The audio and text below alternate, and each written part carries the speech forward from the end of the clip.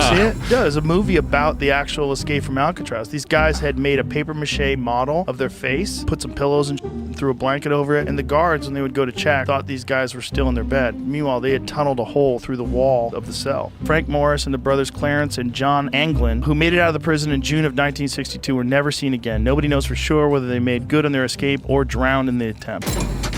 It is one of America's greatest mysteries. What happened to three men after they pulled off the most daring prison break in 1962? Only the worst criminals were sent to Alcatraz. For over 60 years, the Alcatraz prison escape remained one of America's most famous unsolved mysteries.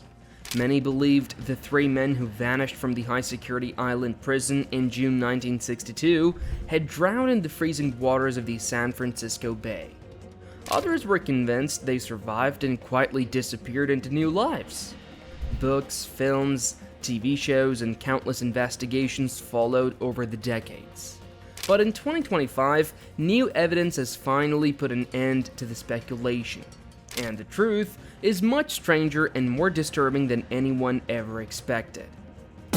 It was a legendary escape from a place that was supposed to be inescapable. 55 years ago this month, three men pulled off the impossible, breaking out of Alcatraz. The escape happened on the night of June 11, 1962.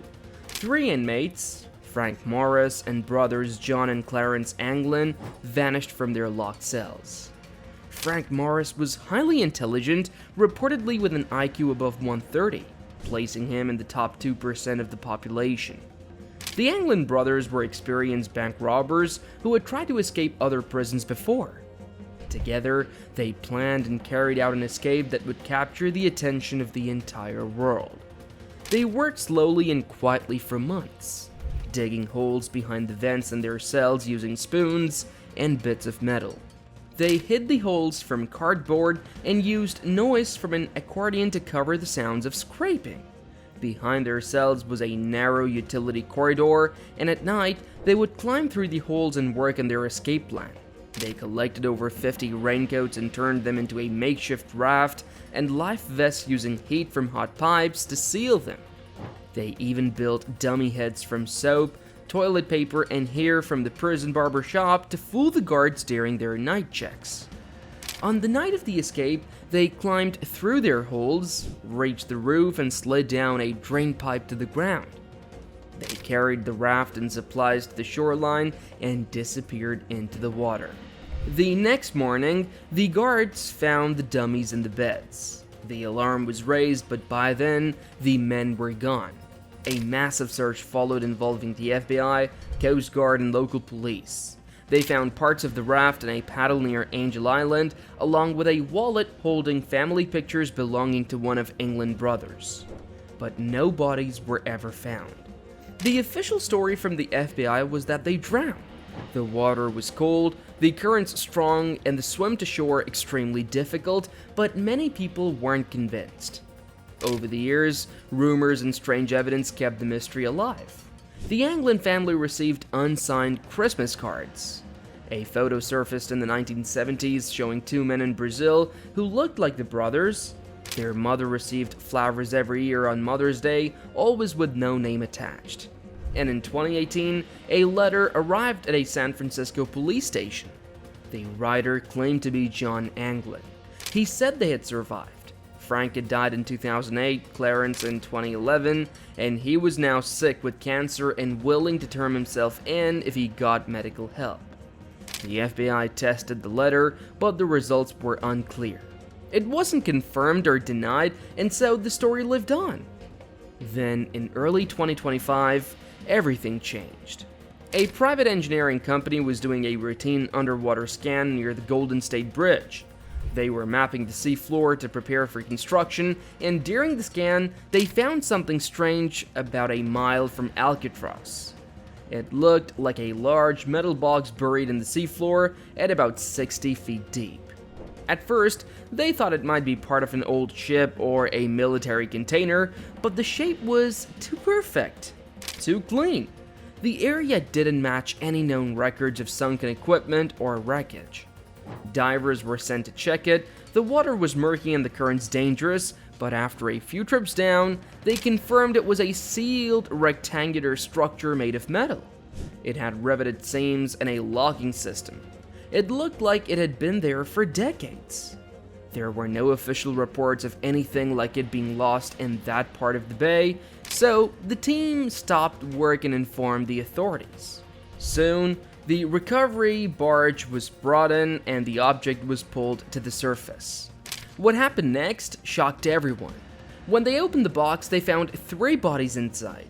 They were wearing prison-style uniforms from the 1960s, one still had a raincoat vest on.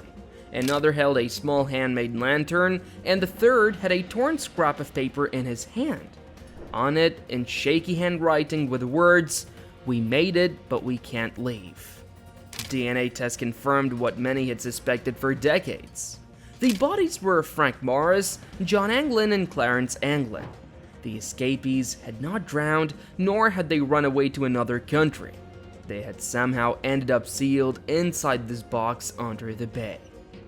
Was it part of their escape plan, or were they trapped later? For decades, nobody knew if they had died in the cold waters or escaped and started new lives.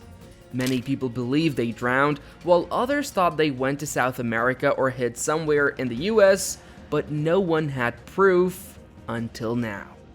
The answer didn't come from some witness or old letter, it came from a small announcement by the US Marshals and the California Department of Corrections. A headline quietly said, "Alcatraz prisoners found." That's all it took to shock the world. What was found was a sealed underwater container deep in San Francisco Bay. Inside were the preserved remains of the 3 escapees. DNA testing confirmed it was them, and their dental records also matched. After all these years, the world finally had a clear and final answer. They did escape Alcatraz, but they never made it out alive. This wasn't just a lucky discovery, the container was only found because of a government underwater infrastructure project. If not for that, the truth might have stayed hidden forever. Scientists and experts studying the container were surprised by what they found. It wasn't a simple box or something quickly built, it was a carefully designed survival capsule, created with great planning and effort. The walls were reinforced with scrap metal, it had small ventilation shafts, food supplies, and a water tank, and this wasn't a quick escape, it was a smart, long-term plan. Experts now believe the men built this container over many months or even years. The idea was simple, but clever. Escape the prison, get into the capsule, and wait underwater until the police stopped searching. Then when it was safe, they would leave and disappear. The raft they used might have been a distraction, and after launching it, they probably swam back using hidden flotation devices and went inside the capsule. As always, whatever your thoughts are, just write them down right now, and for more upcoming uploads, hit that subscribe button while you're down there.